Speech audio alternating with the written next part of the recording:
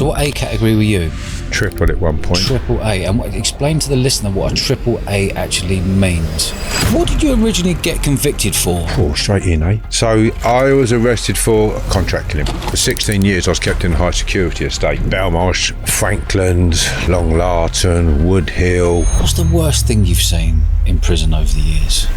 People throwing oil in people's faces, ears falling off, gangs attacking one person, stabbing them, and geese having boiling hot fat put over his head. His head went like crackling. Are you still watching your back? Things have changed for me. I have contracts on my life, down to people being paid to just try and scar me. Some documents were sent to my solicitors from an anonymous source. As a result of that, cast serious doubt over my conviction. Are you done with going back to prison? I'm done with prison, but whether or not prison's done with me. Now, I remember that a screw come to me and he said, I don't know what you've done, he said, but on your record it's written, you're not going to be released, you're very old or dead. What on earth goes through your head when you know you're going to be behind bars for 18 years, knowing you're sat in a cell every single day?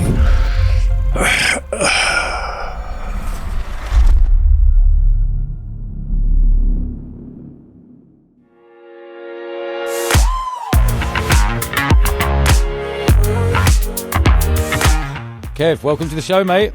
Dodge, welcome, mate. Pleasure. And again, yes. Again, nice to see you. And you, thank you. Let's roll all the way back. What did you originally get convicted for? Oh, straight in, eh? So I was arrested for contract killing in 1995, January. And convicted at the Old Bailey, Court 2. And I spent 20 years in prison for that conviction. I can't name the deceased with respect for the family now. But I was arrested, placed in Belmarsh Special Secure Unit.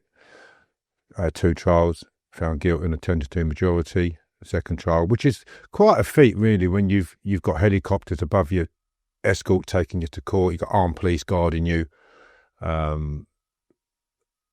bulletproof vests in the Cat A van that the staff are wearing, in case someone tries to break in or have an armed escape. And I said, well, where's mine? In case you fucking not miss and shoot me. But, like, you know, it was very serious. And then convicted, went to Whitemore Special Secure Unit. So when you got convicted, what was your sentence? Well, I didn't get my sentence till 3 years after my conviction, which is quite odd. So you were in remand for 3 years? I got convicted after 14 and a half months, after 2 trials. When I got convicted, it took another 3 years before I got my sentence, which is bizarre. And I got it a tariff through the post, because if you get a recommendation in the court, that means you will serve at least what the judge says. Yes. And it's open court. That's the difference between a recommendation and a tariff. A tariff you get from the Secretary of State, and it's signed off. And I got that on New Year's Eve, and they gave me 18 years, which at the time was quite high for a murder of such. And then I served 20. And I still would have been in prison now for that, because the police asked for 30 years in open court. They asked the judge to sentence me to 30 years. So you did 20 in total. The reason I got released early was that, so I classed as early, some documents were sent to my solicitors from an anonymous source. They came out of the police files. As a result of that, there was a lot of worry, concern. The Guardian reported on it.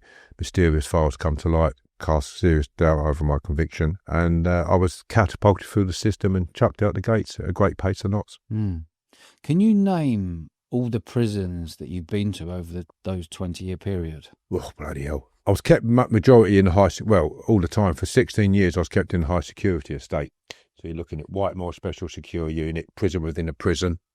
Then Belmarsh Special Secure Unit. Again, it's got its own walls, its own fences within that prison. It's another separate prison. It's like a dollhouse system. Frankland, Long Larton, Wood Hill, High Down. And I was bounced around them. I think I had 18 moves in 4 years. I never went anywhere other than the high security estate. I never went to Wakefield, Monster Mansion. I never went to Full Sutton. 2 prisons I never sent me to. But other than that, that was it really, in the high security estate. But that was the high security estate at the time. And although you're in the special secure units, you've still got a prison outside of that, which is Belmarsh. Yes. For single A's and even double A's at some point. So what A category were you?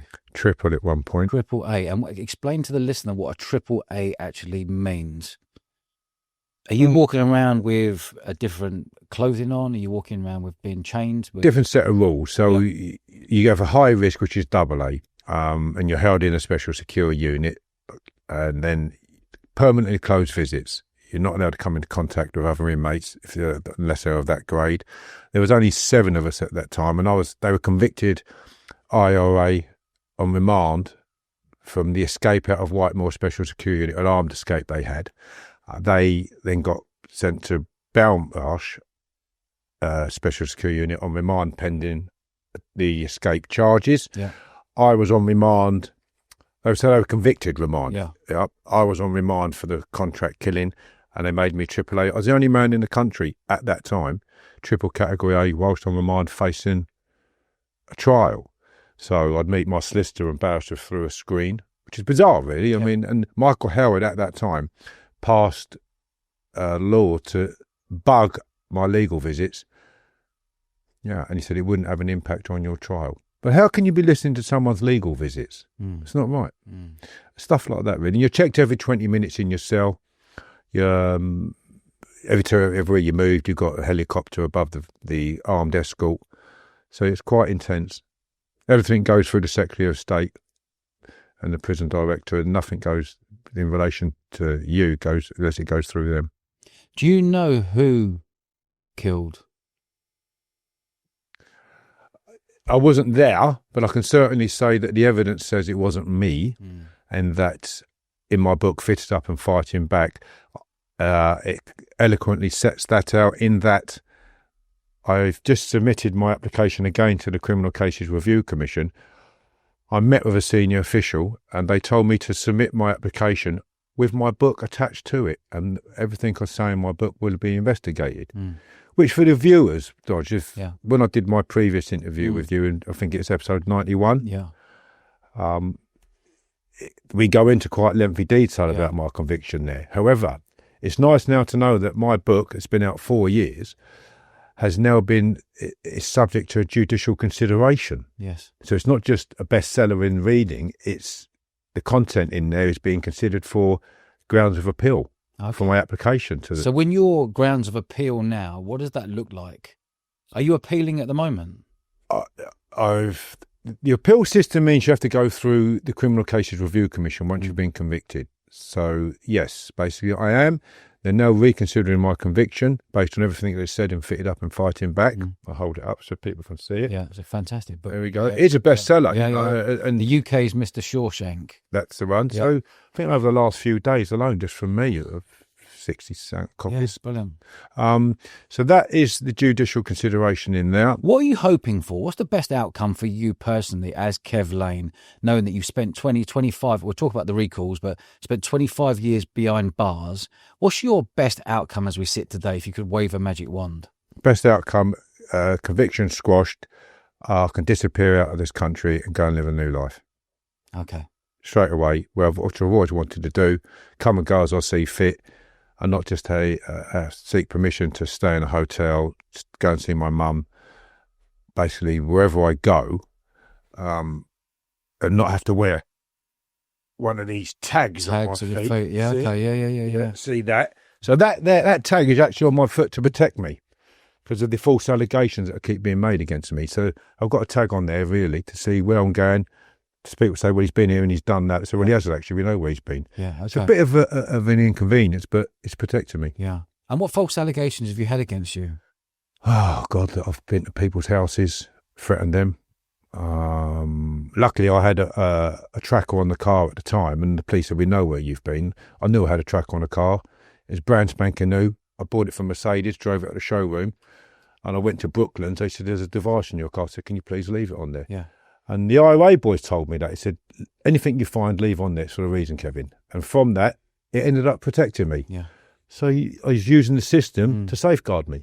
So I had allegations like that against me. And I've had allegations of common assault, which is, I can't really go into the details on that, but I'm free. I've been released. Yeah. Vexatious and malicious allegations is what it was teamed at.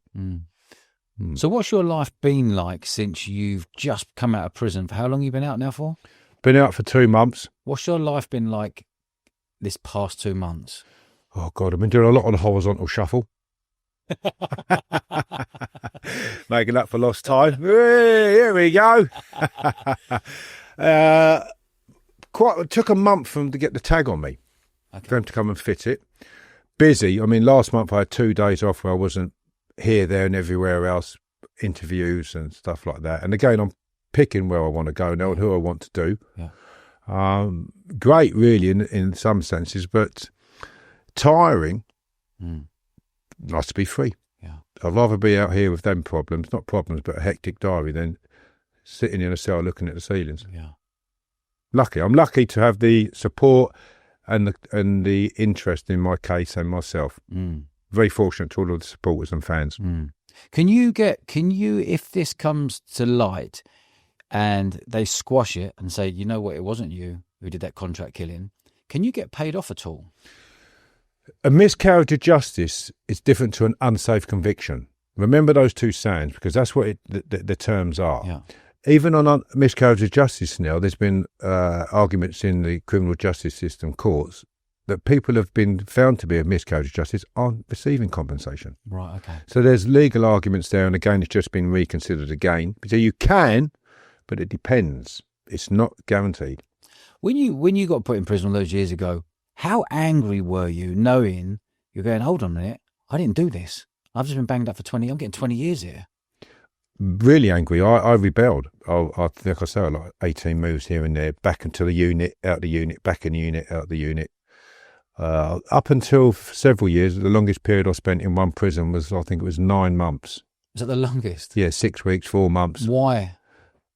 Hitting people. Just knocking people Screws up. Normally. Okay. But the arseholes are screws, not fucking decent ones. Yeah. Thank God. But, throwing their weight around and... Give me an example. Give me an example of a screw throwing their weight around and you getting cheesed off. Standing right in my face and putting my tie on. What are you doing?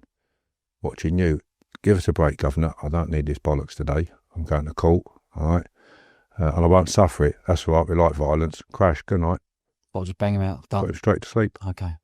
Went to court once, another time. I was hitting on school. And I don't want to sound like, oh, yeah, I'm banging people. Yeah. But I was a young kid. I looked like a little college boy. Yeah. And he got these great big lumps. And there was... Some prisons are built on violence. Yes. They run on violence. At the end of the day, they wrap you up if you've done something wrong. If you haven't done something wrong, it's violence. There's no talking about it. So this screw threatened me, got off the bus and, all right, Gov, don't talk to me, you're a con. Just being polite, Yeah. you know, double cuffed. Went through the day, giving us loads of aggravation. Went to the toilet, sitting on the toilet, double cuffed. He's sitting opposite me, this screw. So we ever get you down here, Lane, we'll kill you. Take the cuffs off. We'll have a chat. I'll get back to the special security unit in Belmarsh. He's only came in the strip search room with me, this bleeding plonker. Giving me grief, took my socks off, showed me the soles of your feet. Listen, I'm a performing clown, and I ain't suffering your shit so much longer. Again. And then he went to sleep, fell down the weed. Best punches, honestly, I've forever thrown. Wallop, slid down, snoring away. And then things like that, really. Yeah. For no reason. Yeah. And then there was a screw called George Shipton. You will see him. He's like George is a great guy. Great guy. Great guy. He's been on the podcast. Excellent. Very funny. George is brilliant. Yeah, brilliant. Yeah. 8 screws surrounded him. Yeah. Said, you're to make a full statement against Kevin Lane. He said, I ain't doing it. Is that right? He said, he's been threatened all day long by him. I've told him to leave him alone. And he didn't. And that's what happened as a result. So, yeah. Proper good fella. He's the first screw I met in Belmarsh unit. Yeah. What was the worst prison you've been to out of the lot you mentioned earlier? Different prisons for different reasons. I'd say Whitemore for the abuse there. Everything's run on security. It's just locked down. It's just... Where's Whitemore in the country? Cambridgeshire, March. Okay. Long Larton for the violence. Where's that? Evesham. Worcestershire. Worcestershire, okay. They had a metal shop there. What do you want to have a metal shop for, making knives for? Great big bleeding like spikes. You know? But great for other areas, which about different prisons, different reasons. Yeah. Whitemore and I'd say Long Larton. Franklin, excellent. Geordies are so laid back. Yeah. Great prison that was. I loved it up there. I like Whitemore for different reasons at different times. Different prisoners. Old school. Yeah. You come into prison, you get welcomed. Welcome for the right reasons. What do you need? What can we get you? Yeah. Oh, yeah. Cook you a nice meal. Looking after each other. You go into prison now, like, what can we get off you? What can we make you do? It's just gone to What is the difference from when you were there for that 20 years and you come out in 2015 and then you've gone back, 3 times since then on recall? Yeah. 3 different occasions. The last occasion you were in there, how long were you in there for? 14 and a half months. 14 and a half months. What was that 14 and a half months like, the difference between what it was like from 2015 to 2024? It was in a period of transformation then, and it's changing rapidly all the time. Age, crimes, people are coming now for robbing each other all the time, robbing people for their drugs outside. There's a lot of drug crimes in there. However, you don't see the old school criminal who put a bit of thought into a bit of work like the Hatton Garden burglary or such. I'm not glamorising it, but they used to go to work and there was a set of principles, leave the women and the children alone. Yeah. Now it's rob, steal, smash and grabs. Smash and grabs are gone through the roof. The type of crime, for instance, has changed. And the people. Now you've got young Afro-Caribbean young kids, massive influx of them, the kids coming in, unfortunately. Yeah. And the knives, the weapons. Do you know what I didn't see, but there was a drone came into a prison. And you might have seen on the news, for instance, high security prisons, lots of prisons now, right across the board. People dropping drugs off and droning off again. Not just drugs. Yeah. One of the prisons I was in had 20 knives delivered by drones at the cost of £2,000. 9 of them were flick knives. What do you want bleeding knives? You can make a knife in prison, but they're the power. And that's because of the gang warfares. Yeah. That's frightening, isn't it? Yeah. And they're only young boys getting these, young lads coming in and getting these. So it's protection. They want it for protection because of the problems they're having with other people in their prison. So a lot of gangs. I was down with the healthcare in one of the prisons and this kid's looking at the door. And I was down there with a pal of mine called Slim. And he's going, what you keep looking at the door for, mate? And I said, well, he's looking at the door because he's got problems with whoever's coming through it. And he's sitting in the healthcare, waiting to the doctor, just watching that door in case someone comes through and it's off straight away. I didn't, when I first went away in 1995, you didn't have none of that. Yeah. Black, white, you was friendly, you was one, you was a family. Yeah. Not no more. I want to go back to 2015. You got let out after all those years. Yeah. That feeling must have been beautiful. How long were you out for before you got your first recall? 4.5 years. Okay. And what did you get that first recall for? So I went away for common assault, which I did. I lost control of my emotions after 9.5 hours of provocation. I was inside my car, outside my girlfriend's house. She had a drink. Yeah. And rather than sitting there, I sat in my car because it was abusive in the terms that she would swear. It's an argument. She's had a drink. Yeah.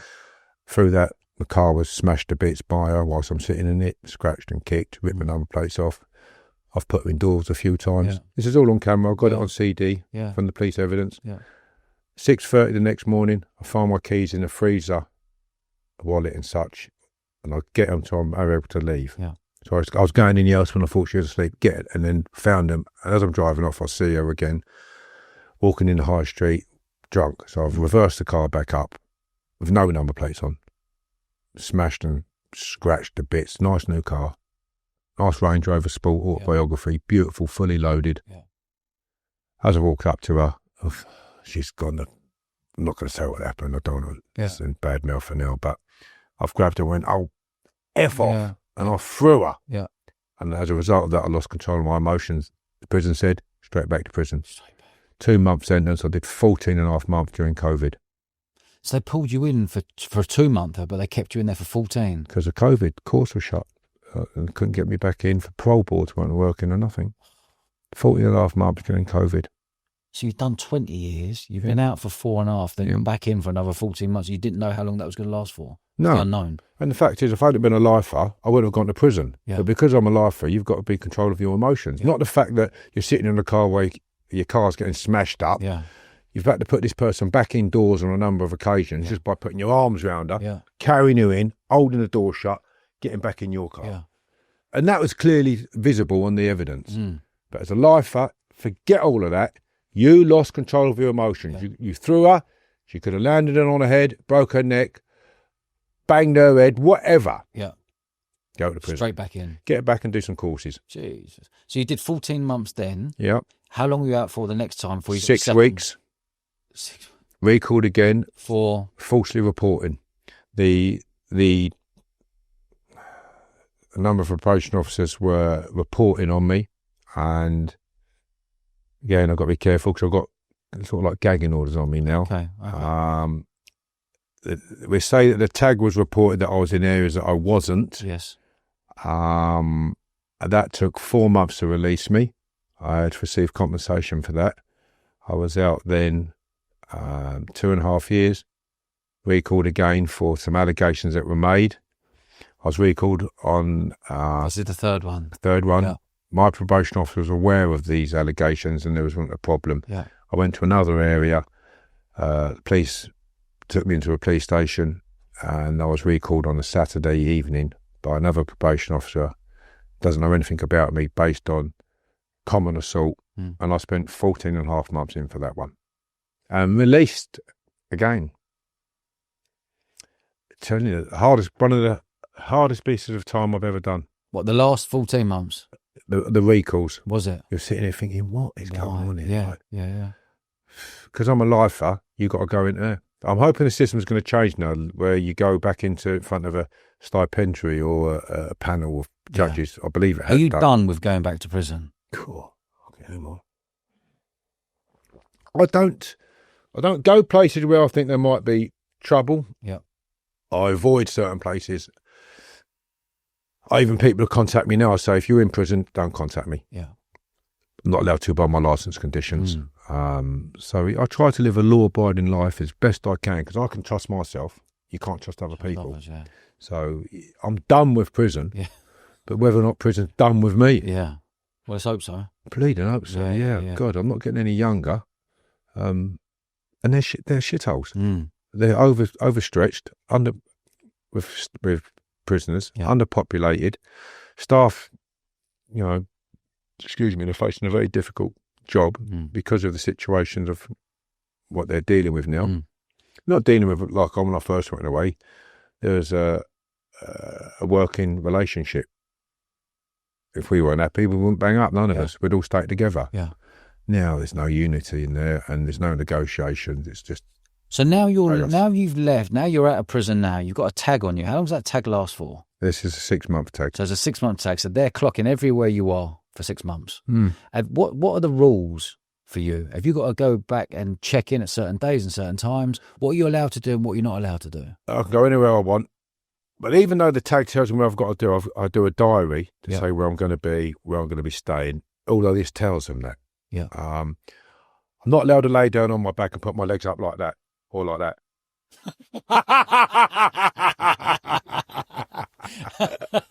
I don't know why. I wouldn't want to have my legs like that on my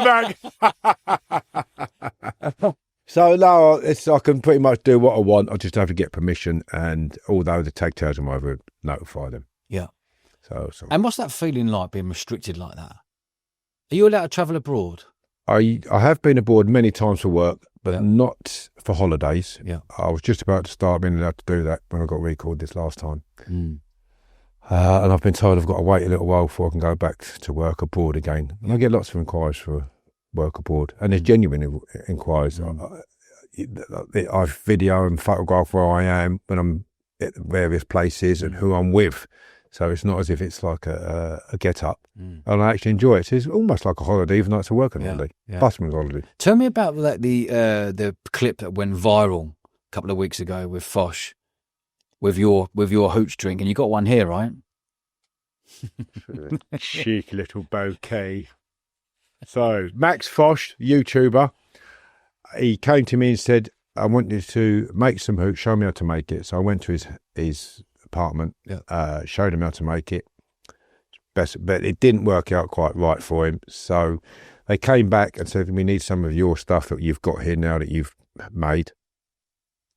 Christian Hazer actually made it for me under my guidance. Exactly how I make it.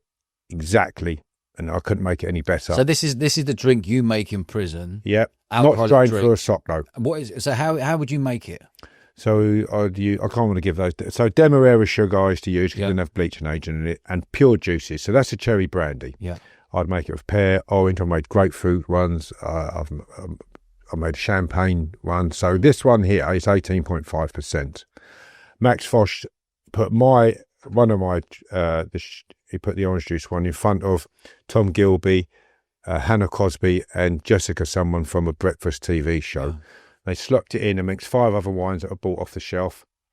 And I gave it to them in their rawest form, in that it was racked off once, strained, sat, and then poured into another bottle, so it still had a bit of sediment in it. Yeah. One of the critics said, it's still in its rawest form, it's low intervention, meaning it could have had a bit more done to it. But Hannah Cosby from The Guardian rated it the best out of the 6. Did she? There we go. I've heard good things. This one here. Yeah. What's this one? This is cherry brandy, Yeah. and it is and you taste it. You think, you know what I mean? The cherry brandy lollies used to get. So it's a bit different to alcopot hooch. It's got a winery taste, like a red wine. Yeah. Some people say cider. Warms your throat as you go down. Goose pimply, but it's a pleasure to drink. It's refreshing like a gin and tonic. I'm going to probably go into manufacture on my own. I think the amount of requests I'm getting. Quite a few breweries have had a look at it.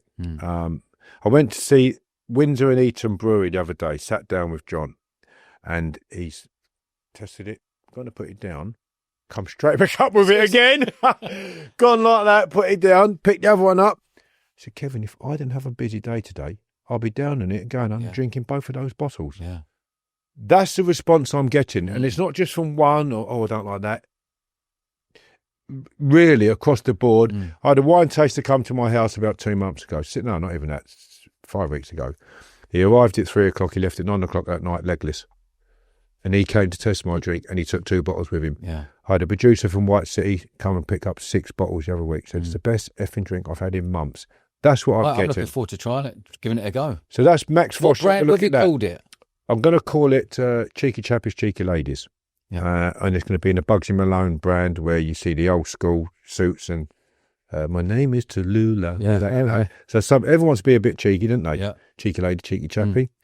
And I'm probably going to, like I say, produce it myself. I'll get 3,000 litres made and do it on Shopify. And it's going into loads of pubs and clubs, Ibiza, Tenerife, in this country.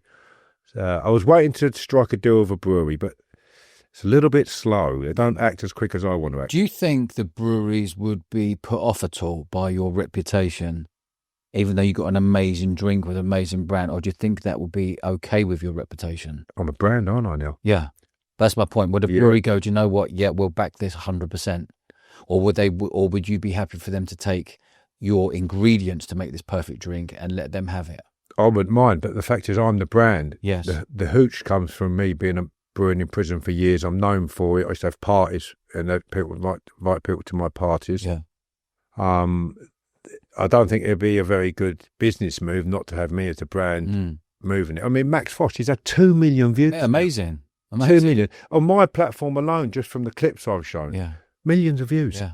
What does that tell you? Yeah. So do you want to tap into a market, or do you want to start a new market? Yeah.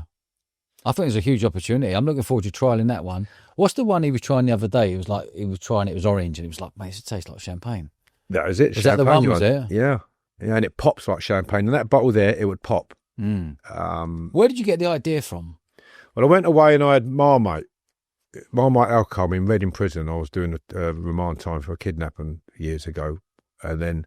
Hold on.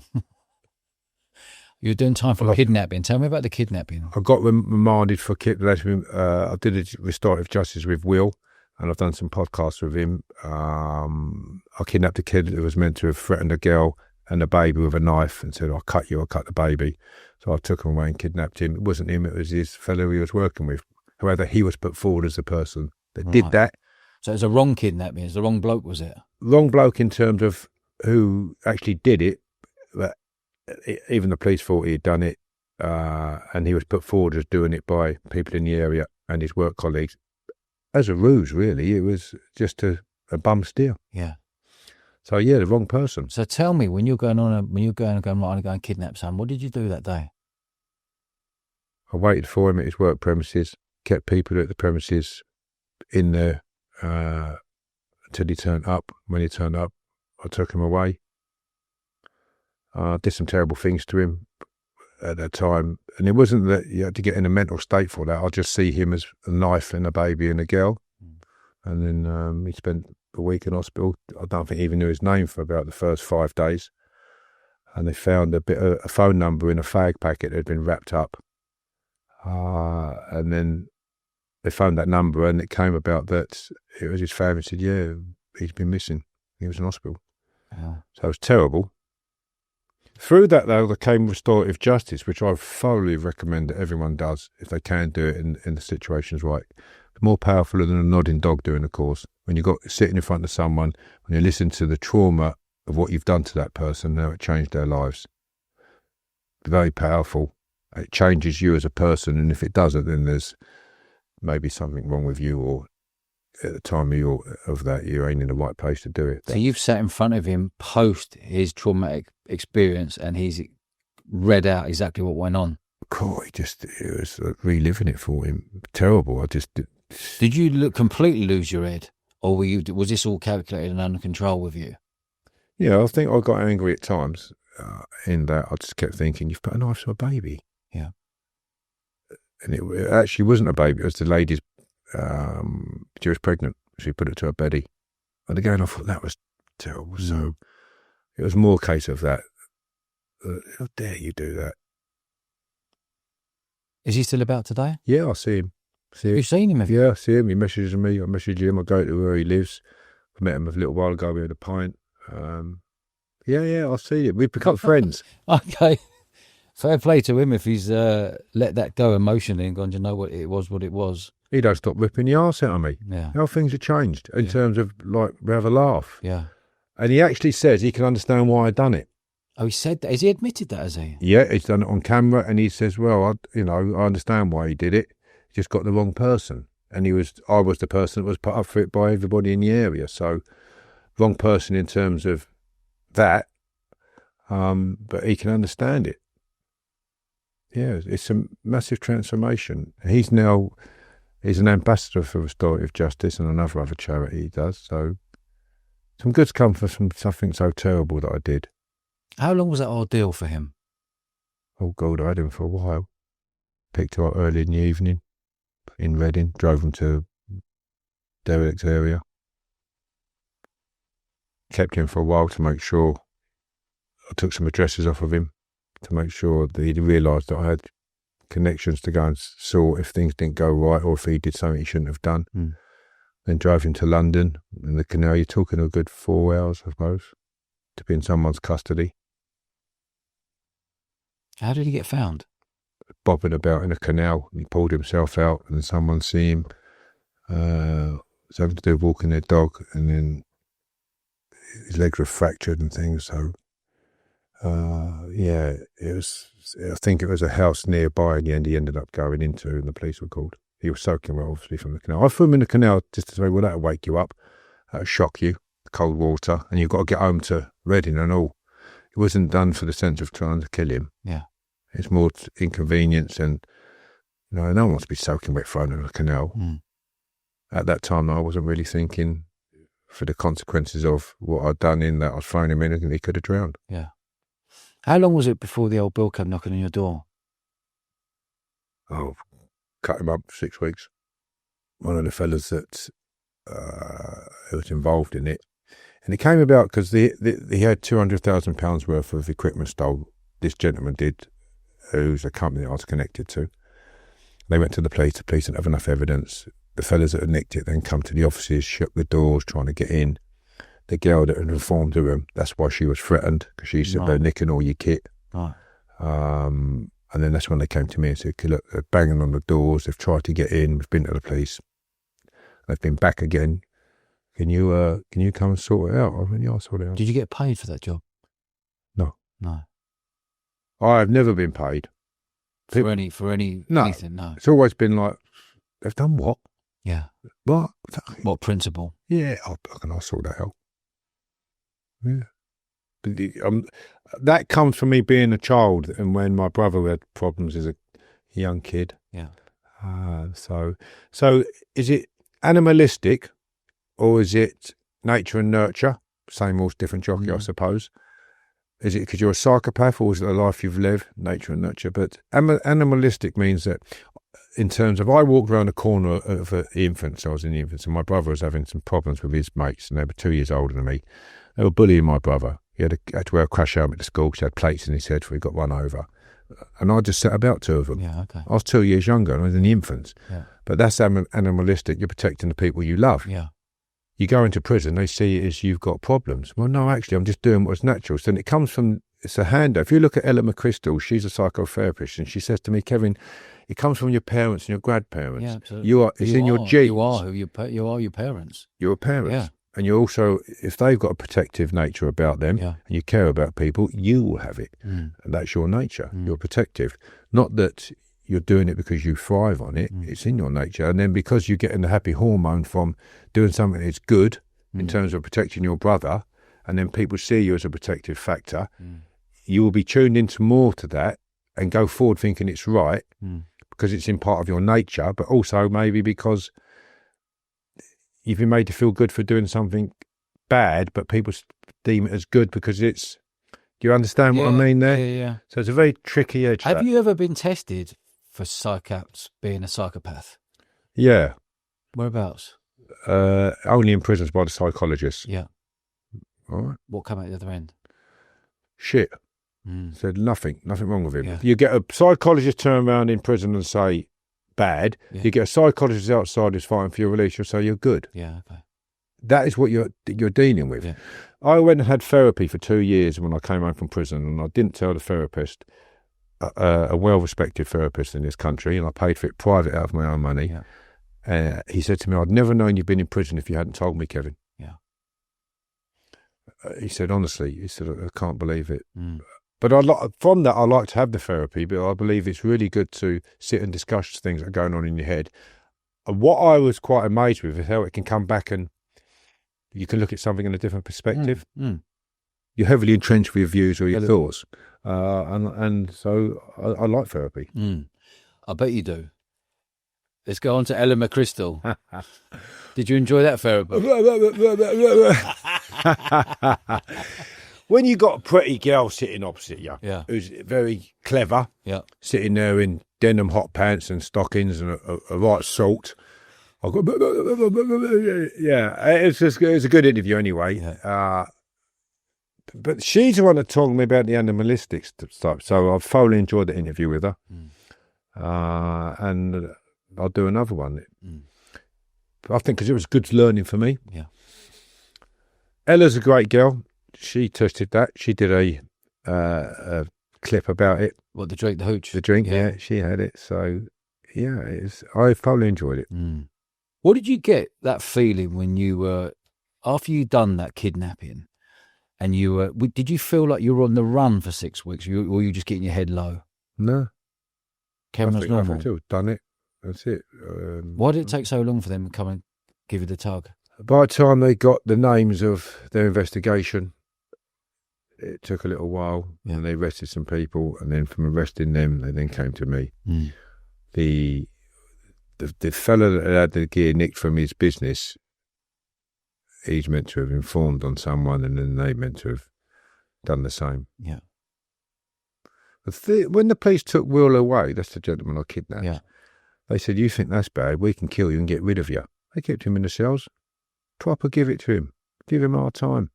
They gave him our time? Real our time. Why? They even thought he did it. Where's the money from the stuff you nicked? Proper give it to him.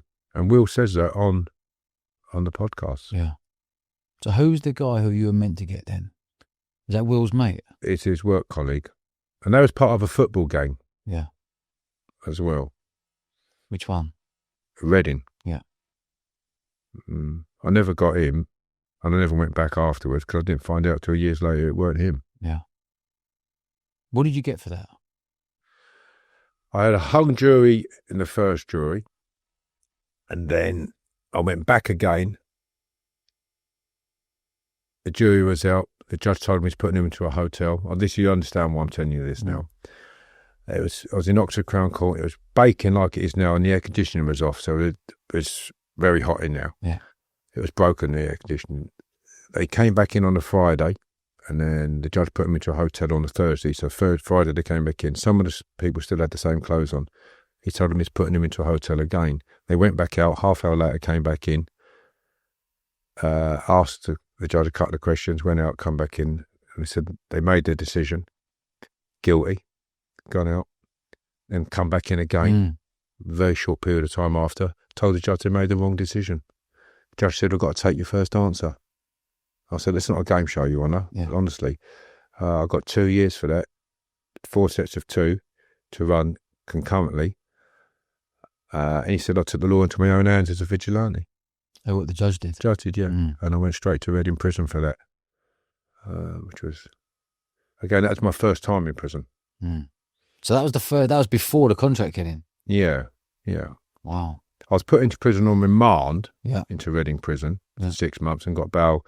The police were caught outlining that they changed some statements from the witnesses where they said it looks like him, but it's not him. And the chief inspector put, "It looks like him, yes, it's him."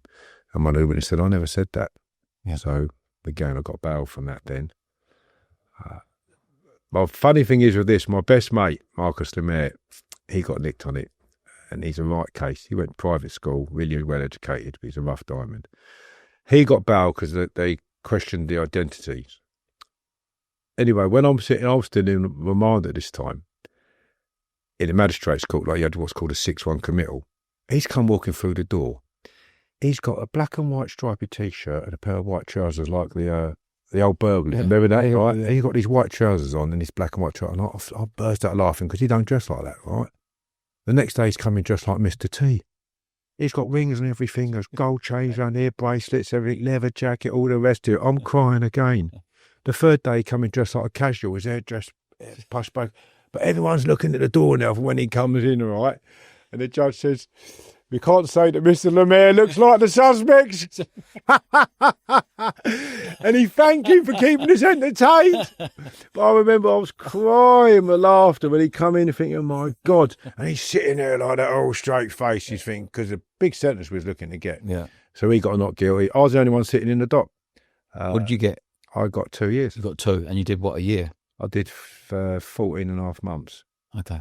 15 and a half months. I got 2 weeks parole, 15 and a half months. I want to know, do you know when you went in 95 and you come out in 2015, you've done 20 years? Your original sentence was how long? 18. 18. How can you done 2 more then? How can you done 20 instead of doing half of the 18? It's standard.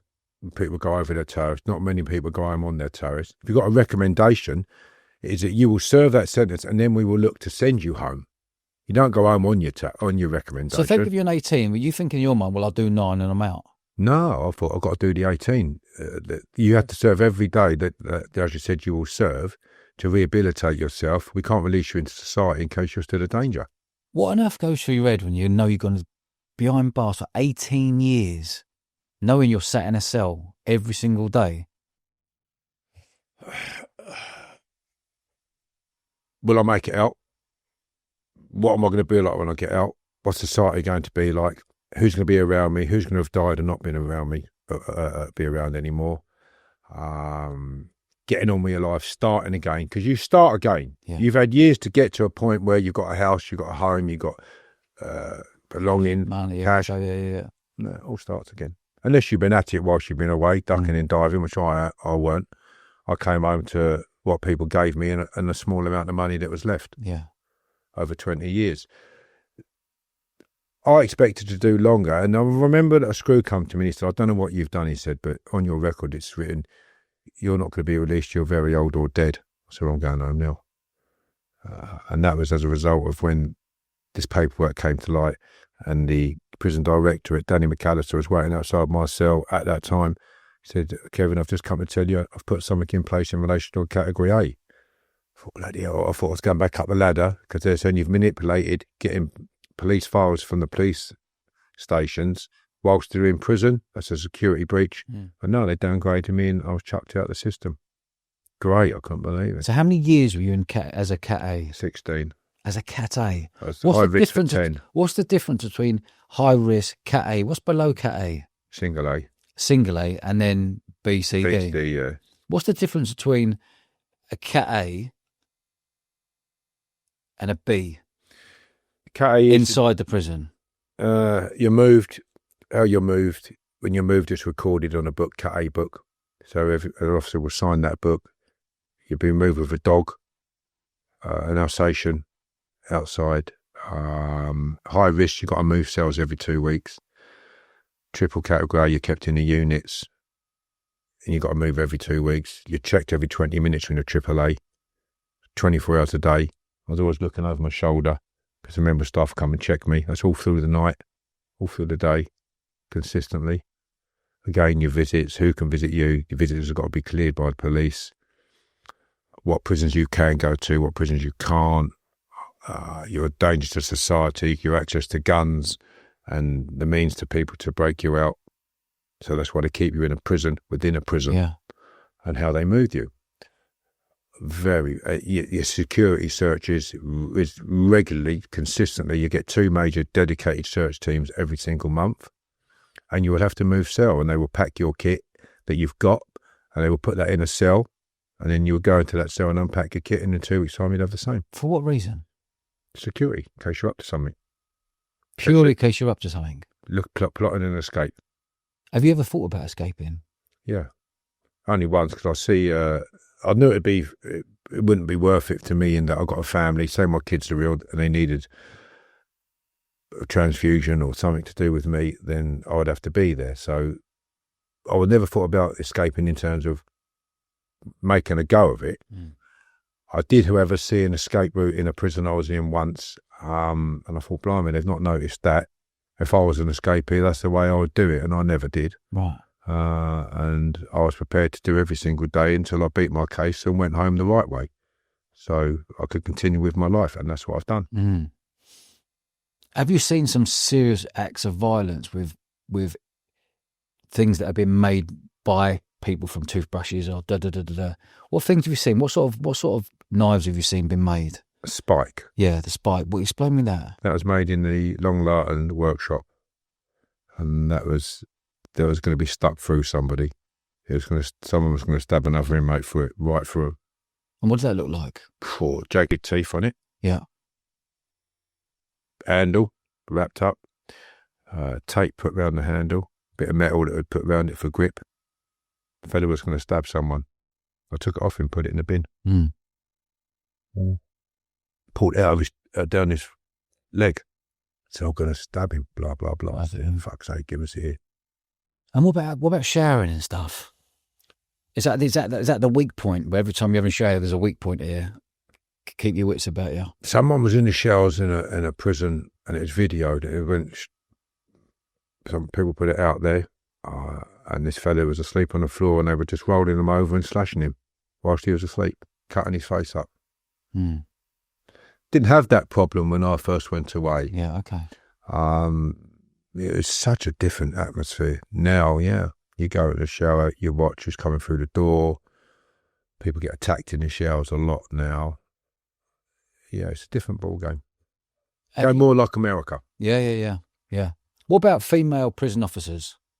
Love them. It's not just the staff. You've got psychologists, you've got nurses, governors coming in from university, girls that you think, what are you doing walking these landings? Yeah. Real pretty ladies.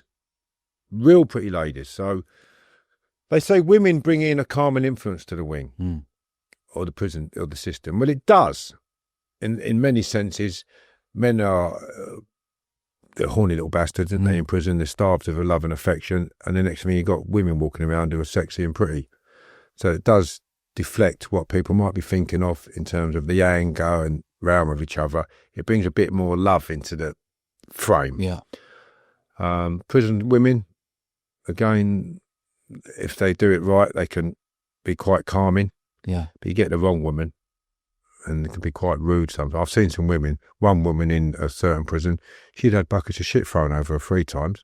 What does that say about that woman? Yeah. Is it the cons or is it her? Mm. Yeah, and she went home, got changed, and come straight back to work on the landing. Yeah, that one had a bit of a hard neck. I do think women are good for the system. They bring a softer nature.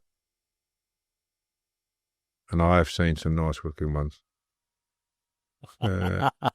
Drugs. Tell me about drugs in the prison. Is it rife right now? The last time you were back there, Spice is still very bad in there, and they're boiling now, getting paper.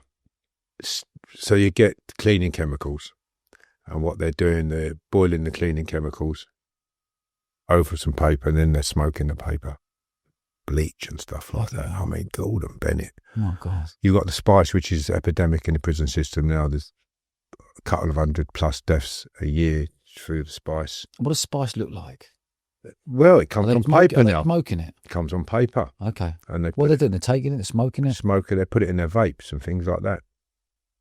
I don't know, I've never taken it. No. But I see spice. You know, you see like on the documentary stuff in sort of San Francisco, and everyone's bent over like 90 degrees walking around and just is that the same in the prisons? Yeah, foaming at the mouth, having convulsions and fits. Anybody that takes that stuff, they need to realise that it's a very dangerous substance. Yeah. Michael Howard introduced drug testing. Mm. And when he introduced drug testing, people put down their cannabis and went to heroin and other subjects. Other substances. Is that because it's out of the system quicker? Yeah. And what's cannabis? 30 days? 28 days, 14 days. If you're training every day and sweating and drinking loads of water, it might get your system quicker, but predominantly not. Right. So I wonder if that's a positive or not, or a negative, with bringing in the drug testing. Negative. Yeah, negative, because by bringing that drug testing in, people flip from that to that because it's out of the system quicker. Yeah, it's ruined the system, the drug testing. It doesn't keep, people still will take drugs. Yeah. And they will get on a drug that's out of their system quicker, but then they'll be stuck on it. Mm. Whereas a bit of cannabis, it's legal in this country now, isn't it? Mm. So by bringing in that rule, they've brought in a rule that you can smoke it outside by laws passed in this country. Mm. If they had had more cannabis on the landings now, and not the spice, you wouldn't have half the trouble. Yeah. People just having a puff, they're happy-go-lucky, they're not staying up all night, or monged out, or having the fits. Yeah, it's ruined the system. Yeah. Drug testing might have been a good idea in some senses, but it was a bad decision. Because look where they are now. What would you do if you were in charge of the prison system today? I would train people to do jobs that we need in this country, the building jobs, making doors, furniture for the 6 million homes we've got. I wouldn't have them packing nails and screws in packets. I would make people learn to read and write for their parole. If you want a parole, you're going to read the basic Janet and John books, as we will recall, and you can read what you understand what you're reading, and you can sign your name and write a short sentence. Instead of some courses, you will learn a certain degree of maths and English. The average reading age in prison is 7. Is that right? 7. I would take away TVs, or I'd give it. And I say this, look, I'm a prisoner, but you need to understand when you're sitting there clicking, that's bad for the brain. I think that you should have limited TV. Instead of sitting up till 2, 3 o'clock in the mornings watching TV, not getting up to go to work in the morning, getting a nick in, it spirals out of control. Yeah. I'd isolate the terrorists, put them in prisons on their own, so you haven't got that conflict no more. Converting misfits and wannabes, who are then going out and committing more crimes in prison and coming outside and continuing in that. That has caused a massive disruption in the system and in society. You definitely need to give people hope, whereas you say, I'll tell you what, you can have conjugal visits at a certain grade. You can see your family. You can have the one mother and she'll stay with you and she gets pregnant, but she's still with you. You'll go to work and earn a decent wage. So I'll make that door over there in a factory that's going to supply builders in this country. Through that, I will get paid a certain wage where the government get a certain amount goes into an account for me, and the rest of it goes to my wife or my girlfriend or my family. So I will get up to go to work because I want that money because it's benefiting myself and my family. Not getting £7 a week to work on a job all day long, 7 days. And the survey boys get £7 sometimes a week, 7 days a week. And it's a crap job for most of them. You're not really promoting people going to work because you'll think you're being robbed anyway. You're paying me peanuts. So I'd give them better work, better education that is meaningful to them. And stuff like that, really. And I would make, if you've got a drug problem and you want to get off them, you're going to go to a prison for people that are all on drugs. You can commit to that. Permanently closed visits for 6 months, or strongly supervised visits where you will have someone sitting on your table with you who is watching you. Yeah. Are you saying that's a positive or not? So positive if you've got that, because you want to get off them, and you've put yourself up for that. Yeah. And if you fall over, so to speak, don't send them back. It's part of the falling over process. But get them clean for long periods of time. Train them in a job, make them earn money, and let that money go out. Don't put them in prisons where people are going to keep serving them up because they want their bloody money. Yeah. They want their families to be sending them. So you're getting money. You're earning money in prison. Yeah. Yeah. Where are you going to spend that? In the canteen. In the canteen. Okay. Canteen shop. We do it all by form now. Okay. Get an example. Orange juice. Orange juice is £2.90 a carton now. What does that breed? So you've got to graft half a week serving up behind the counter to go and get that orange juice. And what are you going to do otherwise if you want coffee, washing powder, fruit, bananas, and a multitude of other things, toothpaste, all sorts of stuff? Yeah. What are you going to do? You get a bit of allowance that you can spend from, you get like two accounts. One where people send money in, that gets transferred into what's called a spending account with your wages. If you're enhanced, you get a certain amount. If you're medium, standard, or basic is the lowest you can get. So you get different amounts per level.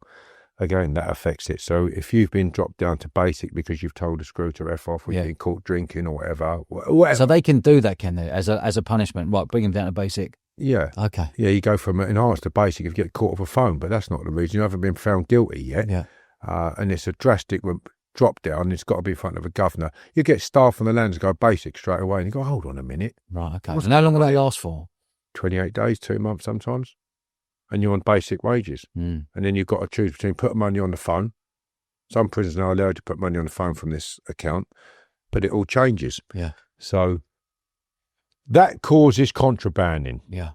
In many forms. So the system needs to be looked at far better than it is. How many of the prison guards, or what percentage of prison guards can you always bung to bring something in? Is it quite an easy thing to do? Some prisons it's epidemic. Is it?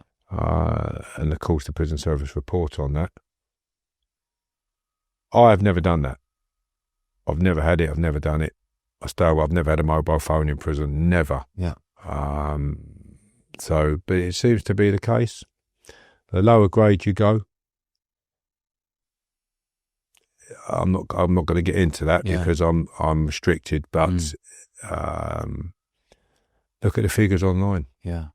Isn't there something like 80% of the prisoners now grew up without a fatherly figure? Yeah. So by having people, if you was having conjugal visits with your girlfriend and you're keeping the same father, then in some prisons abroad, they're into like little bungalows and they stay the whole weekend with their daddy. They have barbecues and that. So it keeps the family bond. Yeah.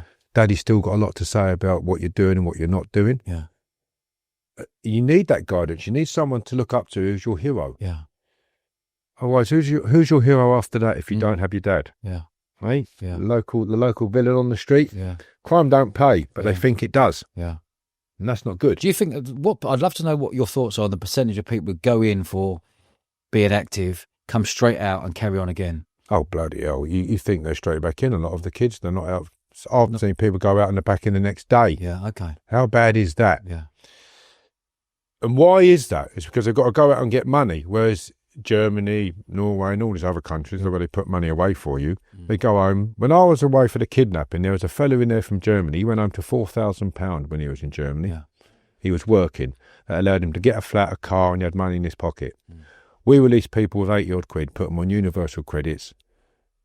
You don't get that for a month or two. So when you were released a couple of months ago, you've come out, have you got to tell them how much you're earning, how you're earning it, what you're doing, Have you got to let them know everything? Bank account, details, show them that the whole time? They can go over it straight away. They can tap into that? Yep, card, bank. So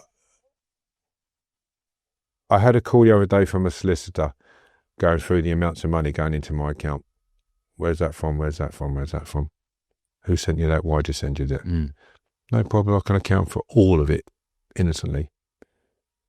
When I first came home, I was getting, money from people. People looking after you. I'd get a car, I'd have insurance from the car. Of course, that isn't cheap nowadays, is it? Yeah. Right down to blooming just living, food. Just living, getting them out, petrol, so many bills. You got to getting your phone glass replaced on your phone. Yeah. Walking in and paying a tenner to have a cover put on it. Yeah. Just silly things. What faces have you seen in prison over the years that people know about? I've seen everyone that you see in the papers. Like? The Essex boys. Again, I haven't got permission to name these people, but anyone you've read about, from 1995 to 2025, they've been in 2015, the most notorious cases I've lived with. Example?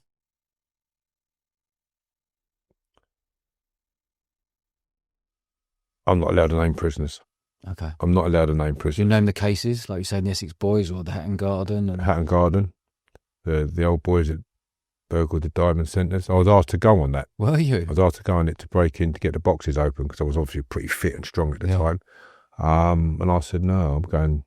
Have you seen the film on that? I've never watched it. Have you not? Not only because one of the fellas in it I'm really close with. Okay. And out of respect for it. That film don't portray the real men and stuff like that. They got some of the stuff. But wasn't there 5 men or 6 men? One of them got away. One still not. No, they've got him. They got him, have they? Yeah, they've got him. He's away now. I'll see him when I was away. Didn't have a phone, didn't have nothing. Old school. Stayed away from all of that. Yeah. What made you turn that job down? I'd fought so long to get out and be with my family. Yeah. Hence why my life when I came home was so straight in that I'm not going back to prison. So when I got recalled, it was devastating. And I'm a good money earner. Yeah. I get money. I go to work, I'll get a few quid. I'm always looking at something. Grafter, you know. As we speak now, I've got the wine hopefully going into production and other things going on. Well, that could be life-changing worldwide for myself and many other people. Yeah. I would employ prisoners a lot of the time, not predominantly prisoners, but I'd say, right, come with me. Have you spoken to Timson? No, I haven't. No, my friend has. Why don't you speak to Timson? Will has, the fellow I kidnapped. Why don't you open it? Yeah. Why don't you open that door to Timson and say, mate, this is what you set up. You're now the governor of the prison sector. Take a look at this. How can we turn this into a business? So Ian van der Sluis, he was a governor of Highdown Prison. He's not there. He's a governor somewhere else now. He would put me forward to be on a board. I was the only prisoner on this board of a Ministry of Justice panel of how to improve prisons. Yeah. On my last, not this call, we called the one before. Yeah.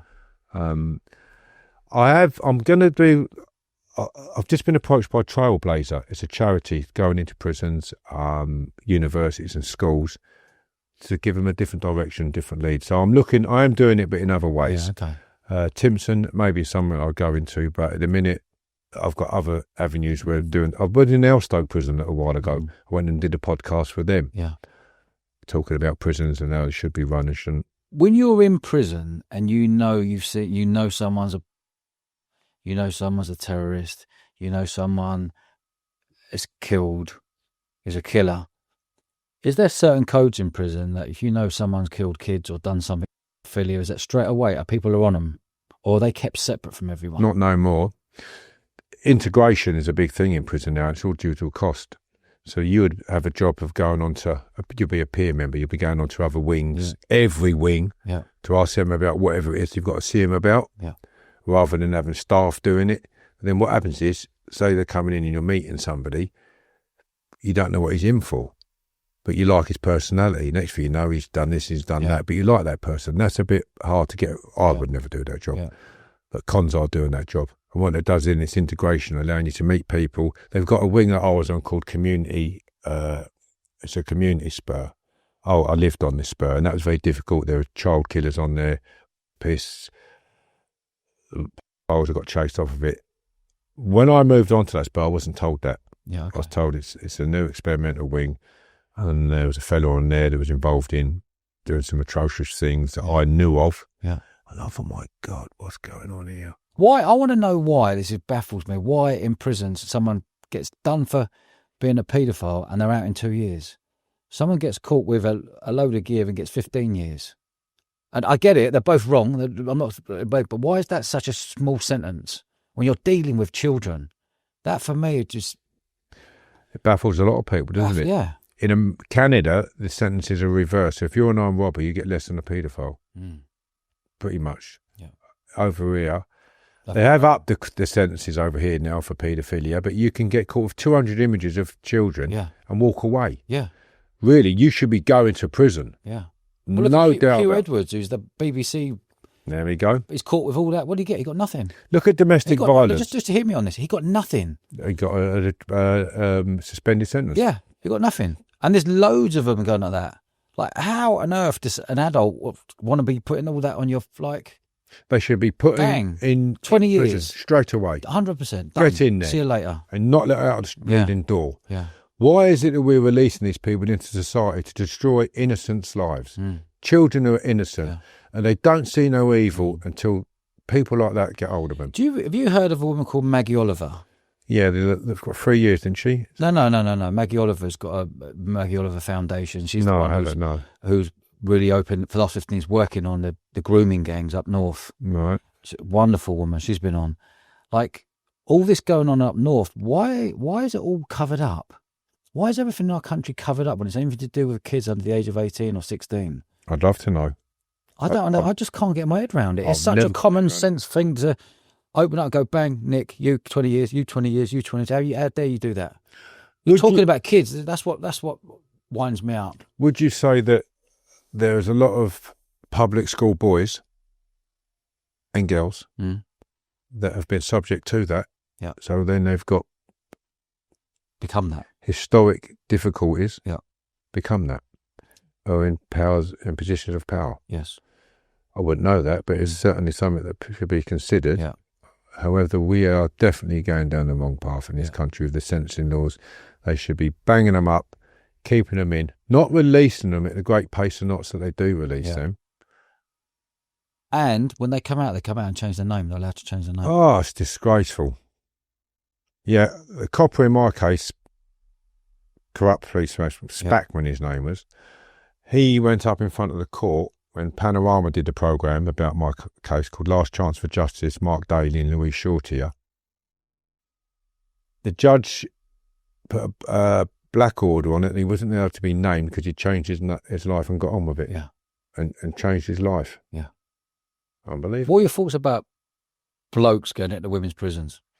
If I got a big sentence now, I'd get a pair of tits and get straight over there. You'd look good, mate. I look good. You can call me Kirsty. I'd get over there and I'd get me end away. Well, I would. That's what I'd go over there for. I wouldn't take their bleeding tablets that they give you. I would, yeah, I'd take the tablets. They're working. I wouldn't be waking up in the morning with a stiffy. Well, I would be, wouldn't I, eh? Every morning, no problem. No one lying next to me and I've got a stiffy. Kev, what's the future for you, mate? Now you're back out and you got your drink and... I've got this. I'm really looking forward to doing the schools and the charities and the universities. My drink. I've written another book. Have you? Yeah. Called Life in My Lane. Yeah. I haven't published that yet, obviously. Good name. I'm doing the process. I'm meeting a literary agent next week with Kimberly Chambers. She's second in the country to Martina Cole. Kimberly's great crack. So I'm going to meet her agent. Yeah. Films. I've got an agent coming up. I'm looking at another film. I was with someone yesterday. He's going to talk to a really well-known actor. Yeah. The film that was written about me, that's still on the shelf at the moment. Yeah. I got recalled during it. There's some changes in it. Yeah. I don't know what's going to happen with that now because I wasn't quite happy with, not happy, but didn't agree with some of the stuff in it. Okay. Not happy. I just thought it's not me. Yeah. So there's a lot. I want to get back seeing my family again. Lovely. Move. Lovely. I'm moving. I'm probably going to move up north. Are you? Somewhere. Yeah, somewhere really rural. Yeah. I want to be away from people in the best possible sense. Yeah. I've lived in a house with hundreds of people. I don't want to have a neighbour next door to me no more. I'm going to get a wigwam and live on top of a mountain. Kev, are you happy? I'm happy, yeah. I'd like to be a lot happier, but I'm happy. Even when you're struggling out here, I'm free. Yeah. So I appreciate probably a lot more things than people don't. I go places, I go on the street and I'm forever getting stopped, photographs, conversations. Yeah. So I'm lucky. I'm good character, that's why. Well, I was talking to a gentleman out there who got me here for a job and was laughing out there before I came in here. Yeah. Shook me hand, he took a picture of me. Yeah, lovely. And he didn't even know who I was. Took a picture of the book, actually. Yeah. But we're just chatting to him, what you here for? I like engaging with people.